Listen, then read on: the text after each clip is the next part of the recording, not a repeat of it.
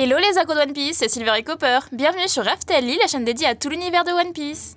Oh toi, simple citoyen, peu importe l'endroit où tu te trouves dans ce monde, si jamais tu as la chance de prendre le large, de parcourir ce monde sur les flots, de vivre des aventures uniques et palpitantes, prends garde, car en ce bas monde, il existe des personnes mal intentionnées, des personnes prêtes à tout pour s'enrichir, de vraies bêtes sauvages.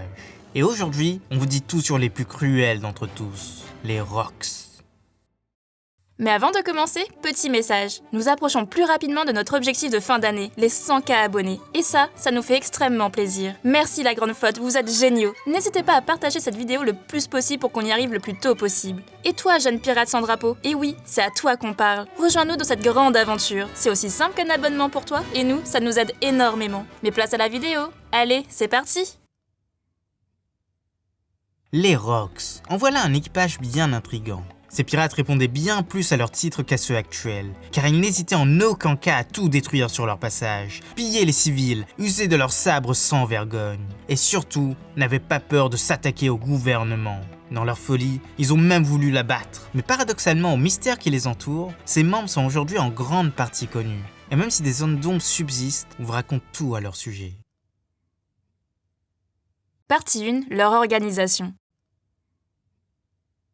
À la tête de ce groupe de fous furieux, on a un seul homme, le capitaine Rox d'Ishebek. Il avait deux grandes ambitions. La première, c'était d'aller sur la dernière île, de devenir le roi des pirates, même si la dénomination n'était pas celle-ci à l'époque. Et la seconde, c'était de mettre à terre le gouvernement mondial. Il les avait en haine et n'hésitait pas à les attaquer. Ou plus précisément, les dragons célestes étaient ses grands ennemis. On ne sait quasiment rien de son histoire, son enfance et de sa jeunesse. Mais il est précisé qu'il avait une très grande culture et connaissait nombre de secrets de ce monde. C'est sans doute ce qui l'a poussé à entreprendre ses voyages. La seule chose certaine qu'on sait sur lui, c'est qu'il s'est fait battre à God Valley. L'alliance entre Garp et Roger l'ont mis à terre, et son équipage fut dissous ce jour-là. Pour son équipage, c'est bien plus compliqué. Ils vont sans doute faire l'objet d'un flashback, mais pour l'instant, on ne connaît pas son organisation exacte. On ne sait pas s'il avait un second, mais de jeunes pirates très puissants l'avaient rejoint à l'époque.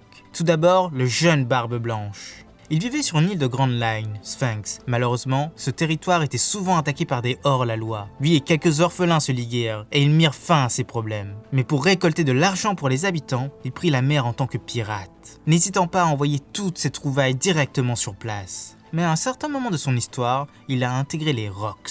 C'était la parenthèse violente de sa vie. Pourquoi ? Là aussi, on ne sait pas. Mais dès que son capitaine est tombé, il s'est mis à son propre compte. Et traumatisé par ce qu'il a vu sur place, il instaura des règles strictes. Son équipage serait sa famille, les tueries seront interdites, et les citoyens lambda devront être épargnés. Il s'est clairement éloigné de la vraie piraterie, de celle des Rocks. D'ailleurs, il n'en parlera jamais, et même Marco ne pourra pas donner plus d'informations à ce sujet.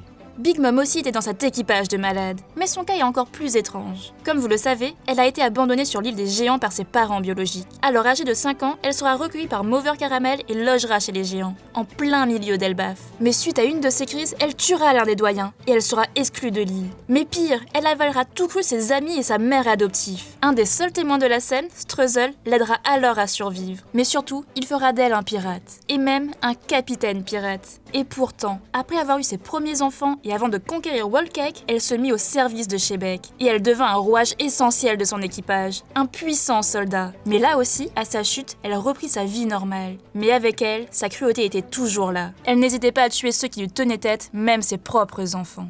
Kaido aussi était avec eux, mais en tant que simple mousse à l'époque. Il était très jeune, mais en fait, aujourd'hui, on ne connaît toujours pas son âge. On peut imaginer qu'il avait beaucoup d'affection pour son capitaine, comme tous les mousses dans One Piece, et qu'il a tout appris à ses côtés. D'ailleurs, son équipage est assez similaire à celui de son mentor. Il se base que sur la puissance. Plus tu montres que tu peux écraser les autres, et mieux c'est. Et là, attention, c'est un spoil, donc passez à la section suivante si vous n'êtes pas à jour sur les scans. Tout est indiqué dans la timeline. Récemment, on a appris deux informations importantes. La première, c'est que son fruit du démon, le fruit du poisson modèle Dragon Azur, lui a été donné par Big Mom à la chute des Rocks, précisément à la fin de la bataille de God Valley. Qu'est-ce que ce fruit faisait là-bas? Était-ce l'objectif des Rocks? L'équipage l'avait-il de longue date? Malheureusement, ça, on ne le sait pas. Puis, on a appris qu'après ces événements, Kaido a été capturé par la marine, et durant son séjour en prison, Vegapunk lui a fait subir toutes sortes d'expériences. Le but étant de comprendre le fonctionnement de son fruit du démon, ce qui fut en grande partie réussi, car le fruit de Momo est un clone de celui-ci, mais en dragon rose. Bref, actuellement, Kaido est l'un des deux personnages qui représentent le plus l'héritage des Rocks,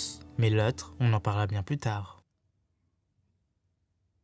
Shiki le lion d'or. En voilà un personnage assez sous-estimé. Il aurait pu être dans le top qui apparaît en haut à droite. Et pour le coup, c'était un grand nom de la piraterie. Son ère n'a commencé qu'après les Rocks, avec sa légendaire armada que le mauvais temps a réduit en charpie à Edward. Et même après ces événements, il est resté un des 3 plus puissants pirates de son temps. Mais du temps des Rocks, il occupait une place importante dans l'équipage. Les marines le citaient souvent en parlant de l'ère des Rocks. Mais la chose qui le dessert le plus, c'est le film non canon où il se fait battre par Luffy. Le capitaine Jones. Il est aussi cité par Sengoku comme étant un des membres de cet équipage. Mais le mieux, c'est qu'il est déjà apparu dans l'œuvre en tant qu'un des généraux zombies de Moria. Certes, ce n'est pas son corps qui est utilisé par ce dernier. Son âme n'est plus de ce monde. Mais à l'époque, son histoire est en partie dévoilée. Après la chute des Rocks, il a fondé son propre équipage. Mais il avait gardé des mauvaises manières de son ancienne expérience. Il avait la fâcheuse tendance à garder tout son butin pour lui-même, et son gigantesque magot a été caché sur une île en forme de tête de mort. Or, ses membres d'équipage n'appréciaient pas du tout sa façon de faire, et pour se venger, ils l'assassinèrent. Hélas pour eux, ils n'ont jamais trouvé ce trésor. Aujourd'hui encore, celui-ci est recherché par de nombreux pirates, dont le fameux Baggy le clown. Et même s'il a une carte qui l'y mène, cet ex-Shishibukai n'a pas encore cru bon de s'en servir. Wangzi et Hache d'Argent, eux, on ne les connaît pas du tout. Ils ont aussi une grande renommée, mais on ne connaît ni leur état actuel, ni leur pouvoir. Ensuite, on a ceux qu'on suppose avoir fait partie de ce groupe. Oda donne des infos à demi-mot, donc ne prenez pas ça comme une affirmation. Shaki, la tenancière du bar de Sabaody, et accessoirement, la compagne de Riley. On sait qu'il y a 40 ans de cela, elle faisait partie d'un grand équipage pirate, et que Garp la recherchait activement. Ça colle vraiment bien. D'ailleurs, un lecteur pose directement la question à Oda, et celui-ci évite un peu la question. Miss Bakin. Marco affirme qu'elle était dans le même équipage que Barbe Blanche il y a une 40aine d'années de cela, la période où les Rocks étaient très actifs, mais aussi la période de création du petit Webble, le fils à maman. Et vu sa cruauté, elle aurait gardé de très bons restes. Et enfin, les 2 Kurozomi, Higurashi et Semimaru. Il y a une 30aine d'années de cela, ils étaient revenus au pays et avaient affirmé qu'ils avaient eu des choses à faire à l'étranger. Ils avaient aussi tous les 2 des fruits du démon, ce qui est assez rare même dans le Nouveau Monde, sauf si on est dans un puissant équipage pirate qui voyageait beaucoup. Et enfin, la vieille a pris un visage très connu lors de sa démonstration, celui de Shiki, mais en bien plus jeune. Comment aurait-il pu le connaître sinon? Mais bon, ça reste une supposition. Bref, avec ça on en a fini pour les membres d'équipage. Alors passons à la section suivante. Partie 2, leurs attributs.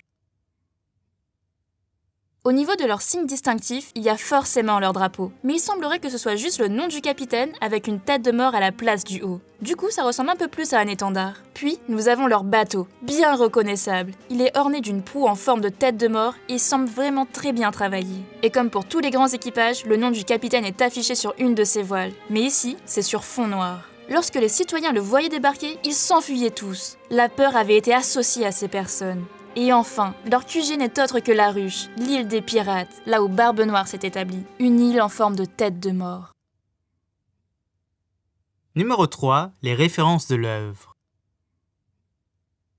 Loin de nous l'idée de faire une théorie dans cette vidéo, ce n'est pas du tout le but. Mais on aimerait vous exposer quelques petits points qu'Oda a laissés dans son œuvre, et qui montrent que l'auteur a donné à cet équipage une place centrale. Premièrement, il est dit que Shebek était l'ennemi le plus coriace contre qui Roger a dû se battre. Le futur roi des pirates avait beau être jeune et fort, il a dû se faire aider par Garp. Or, il y a un personnage dans cette génération qui correspond de nombreux points à cet homme, c'est Barbe Noire. Oda a l'air de vouloir faire de lui l'ennemi ultime de Luffy. Leur affrontement est toujours remis à plus tard. Barbe Noire peut aussi se montrer tout aussi cruel. Lors de son infiltration à Impel Down, il demande à tous les prisonniers de s'entretuer et les gagnants auront la chance d'intégrer son équipage. Et enfin, il a fait de son QG la ruche, exactement comme Rox une 40aine d'années auparavant.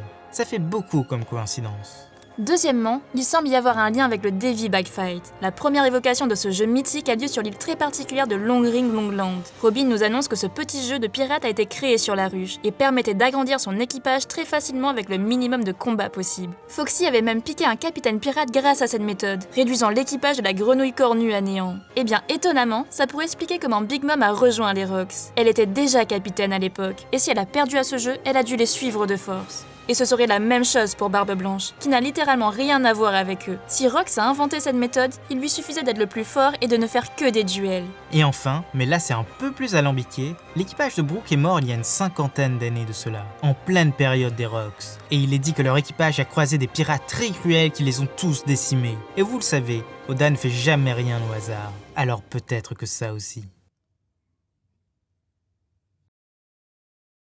Voilà, c'est déjà la fin de cette vidéo. On espère que ça vous a plu et si c'est le cas, n'oubliez pas de la partager et de la liker. Ça nous aiderait beaucoup. C'était Silver et Copper pour After Lil. À bientôt les accros de One Piece.